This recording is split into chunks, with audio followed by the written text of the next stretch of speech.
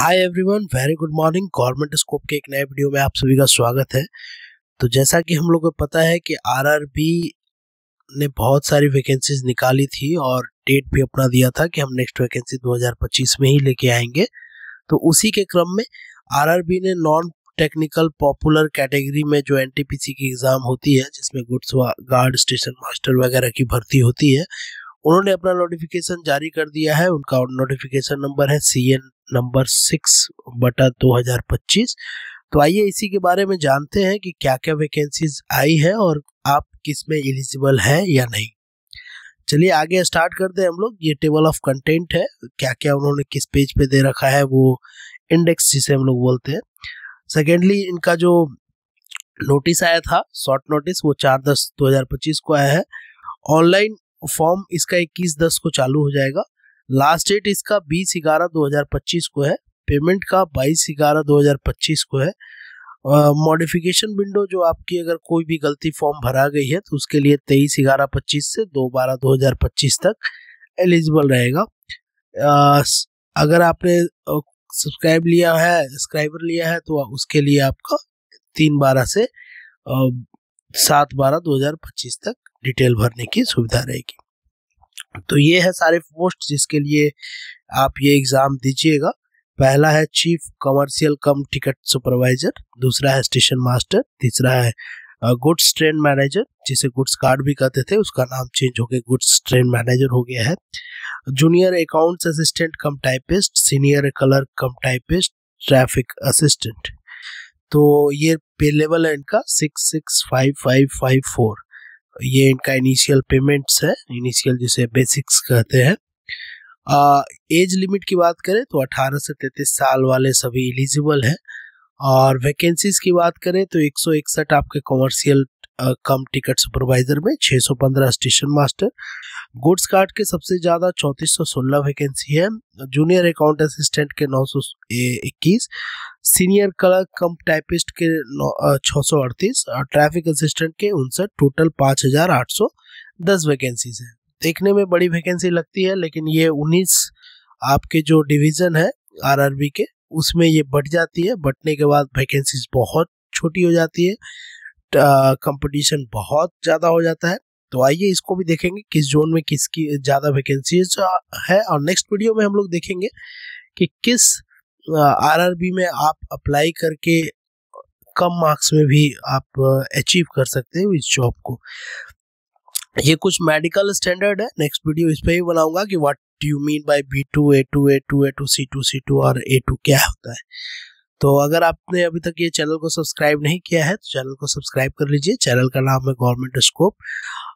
हम इसी तरह का वीडियो आपके पास लाते रहते हैं। तो चलिए आगे बढ़ते हैं हम लोग।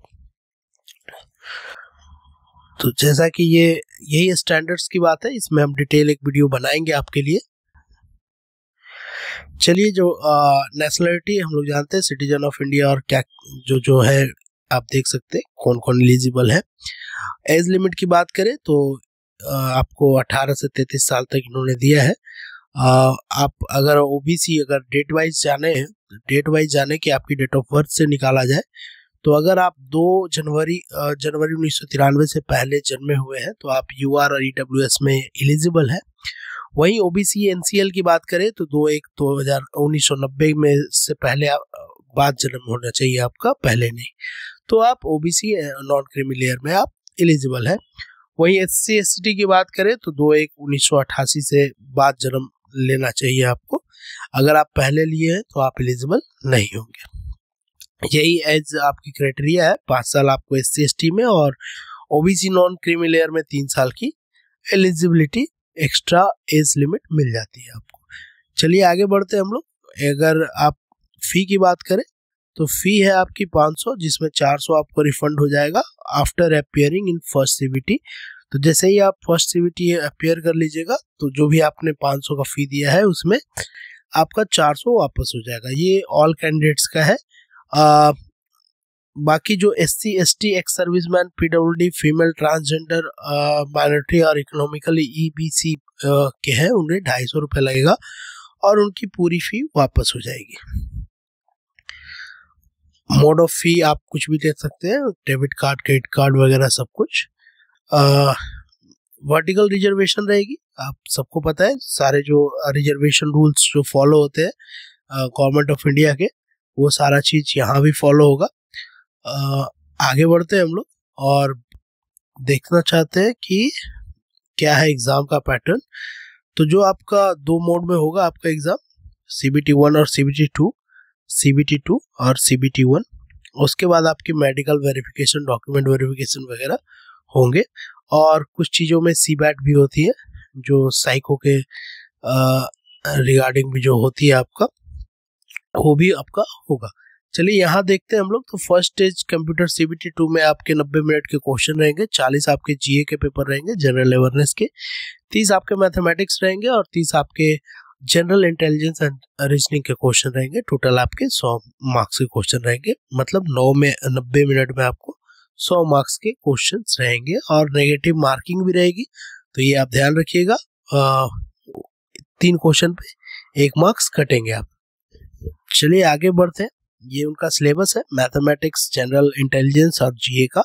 आप स्क्रीनशॉट ले सकते हैं। मिनिमम परसेंटेज ऑफ मार्क्स यहाँ भी अब लागू है। 40% UR के लिए, EWS के लिए 40%, OBC के लिए 30%, SC ST के लिए 25%। ये लोग आपको इतने मार्क्स लाना ही पड़ेंगे तभी आपका PT क्वालिफाई होगा। अदरवाइज अगर कोई भी कैंडिडेट इससे ऊपर नहीं मिलता है तो वैकेंसी खाली जाएगी, लेकिन वो सेलेक्ट नहीं करेंगे। सेकेंड स्टेज CBT की बात करें हम लोग,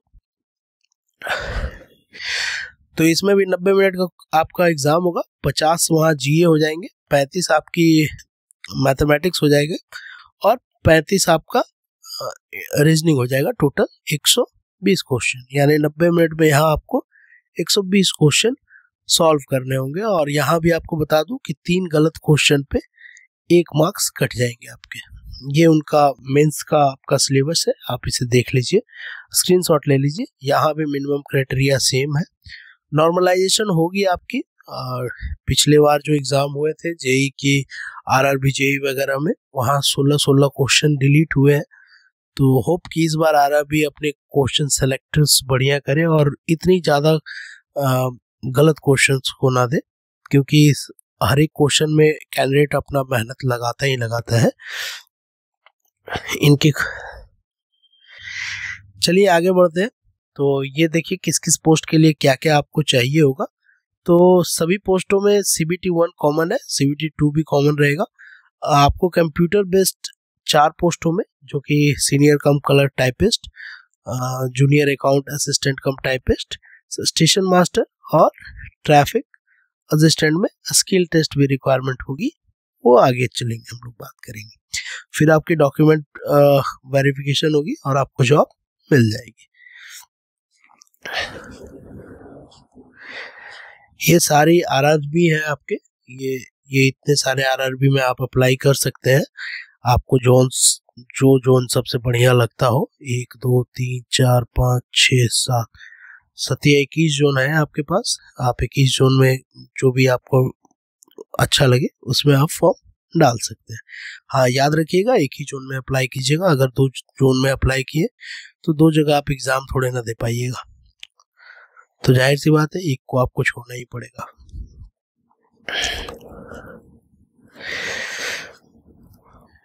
ये आपके एजुकेशन क्वालिफिकेशन, मिनिमम आपकी एलिजिबिलिटी के लिए, एजुकेशन क्वालिफिकेशन के लिए, अगर आपको चीफ कमर्शियल कम टिकट सुपरवाइजर बनना है तो आपको डिग्री होनी चाहिए, चाहे किसी में भी रहे। स्टेशन मास्टर के लिए भी ग्रेजुएशन आपकी होनी चाहिए।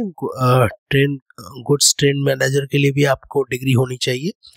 जूनियर अकाउंट कम असिस्टेंट टाइपिस्ट के लिए आपको डिग्री होनी चाहिए और टाइपिंग प्रोफिशिएंसी इन हिंदी और इंग्लिश होनी चाहिए आपके पास। सीनियर कलर कम टाइपिस्ट में भी सेम चीज़ है, आपको ग्रेजुएशन प्लस टाइपिंग आनी चाहिए। ट्रैफिक असिस्टेंट में आपके पास ग्रेजुएशन की डिग्री होनी चाहिए। तो ये थी आपकी एलिजिबिलिटी मिनिमम एजुकेशनल क्वालिफिकेशन की। अब हम बात करते हैं जोन वाइज आपकी कितनी वैकेंसीज है। तो ये आप देख लीजिएगा, इसकी मैं एक शॉर्ट वीडियो बना दूंगा कि किस जोन में कितनी वैकेंसीज है। ये था आपका अहमदाबाद का, ये आपका अजमेर का है, इसमें कुल है 345, इसमें कुल था 79। बैंगलोर जोन में आपके 241 सीटें हैं। वहीं भोपाल जोन में बात कीजिएगा तो 382, भुवनेश्वर जोन में आपके 231, बिलासपुर जोन में 864 है। लेकिन एक चीज़ बता दूं, बिलासपुर की कट ऑफ हमेशा हाई जाती है, मैंने खुद ये एक्सपीरियंस करके रखा है। तो थोड़ा सा संभल कर इस जोन में आपको अप्लाई करने की ज़रूरत है, क्योंकि वैकेंसीज ज़्यादा है तो फॉर्म भी ज़्यादा गिरेगी और कंपटीशन काफ़ी हाई हो जाती है।